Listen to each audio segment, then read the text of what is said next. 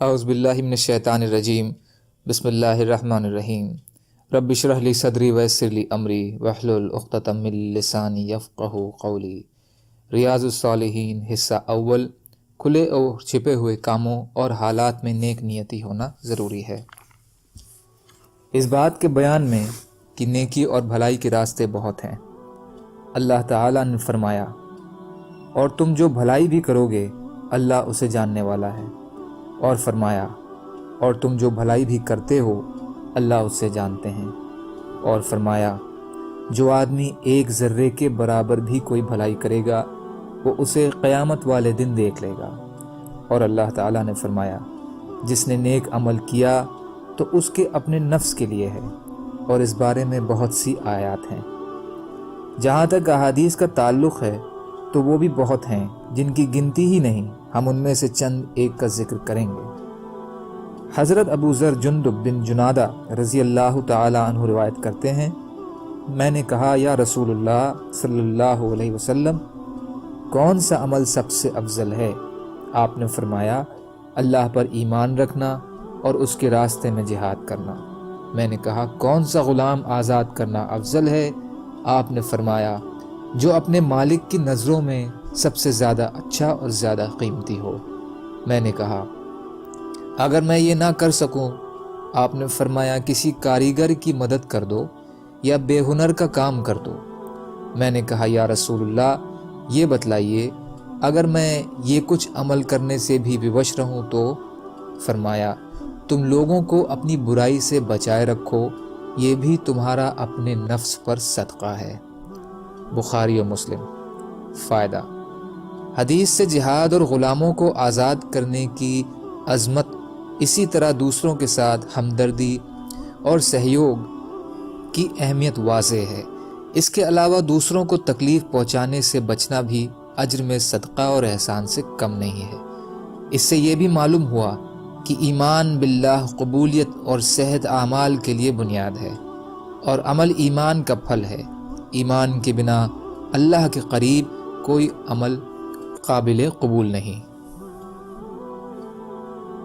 یہ بھی حضرت ابو ذر رضی اللہ تعالیٰ عنہ سے روایت ہے کہ رسول کریم صلی اللہ علیہ وسلم نے فرمایا، تم میں سے ہر ایک کے ہر جوڑ پر صبح کو ایک صدقہ ضروری ہے، تو ہر تسبیح سبحان اللہ کہنا صدقہ ہے، ہر تحمید الحمدللہ کہنا صدقہ ہے، ہر تحلیل لا الہ الا اللہ کہنا صدقہ ہے، اور ہر تکبیر اللہ اکبر کہنا صدقہ ہے۔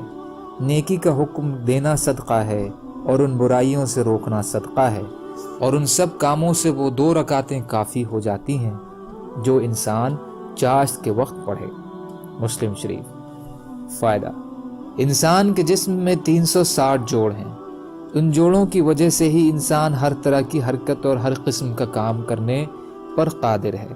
اگر یہ جسم بے جوڑ ہوتا تو انسان کے لیے اٹھنا، بیٹھنا، لیٹنا، حرکت کرنا اور مختلف کاموں کے لیے اپنے اعضاء کو استعمال ناممکن ہوتا۔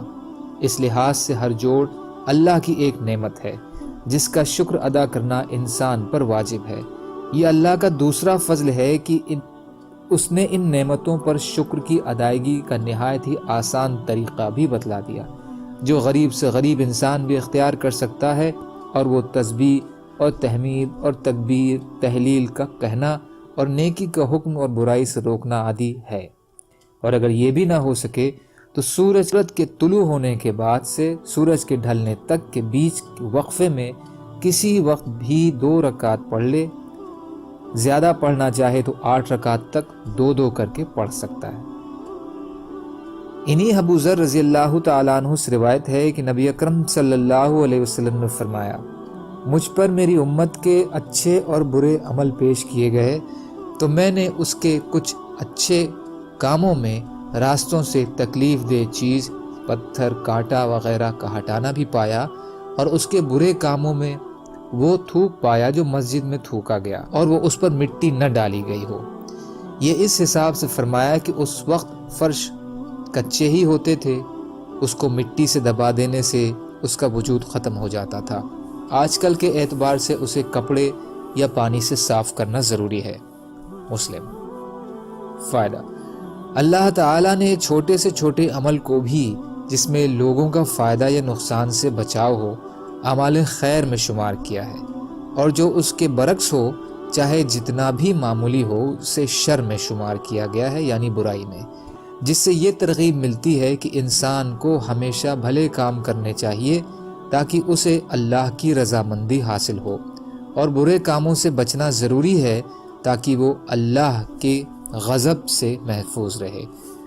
دوسرا، مسجد کی صفائی ستھرائی کا اہتمام اور اس کے ششٹاچار کے خلاف کاموں سے بچا جائے، جیسے تھوکنا وغیرہ، اور یہ پڑا ہو تو اسے صاف کر دینے کا حکم ہے۔ سبحان اللہ و بحمدہ، سبحانک اللہم و بحمدک، اشہد ان لا الہ الا انت، استغفرک و اتوب الیک۔ سبحان ربک رب العزت عما یصفون، وسلام علی المرسلین، والحمد للہ رب العالمین، برحمتک یا ارحم الراحمین۔ لا الہ الا اللہ محمد رسول اللہ۔